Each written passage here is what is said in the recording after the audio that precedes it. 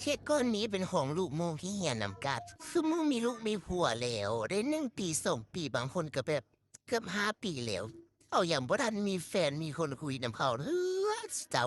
นอกจากบ่มีผัวบ่มีแฟนบ่มีคนคุยมันหมู่แล้ว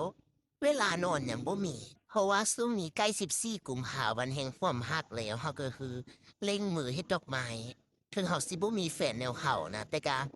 อยากให้ทุกคนแบบว่ามีความสุข มารับดอกไม้ของนะคะไปให้แฟนหลายๆเด้อเละต้นหมู่เหมาเช็คแล้วก็แบบ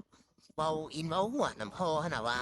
พ่อนี่หมู่เฮามีลูกมีผัวเบิดล่ะลูกจนได้1 ปีแล้วนี่แบบว่าแล้วก็หัวฟันตัวเองไปว่าตัวเองบ่มีแฟนพ่อก็ฮักลูกซะเหลือเกินว่า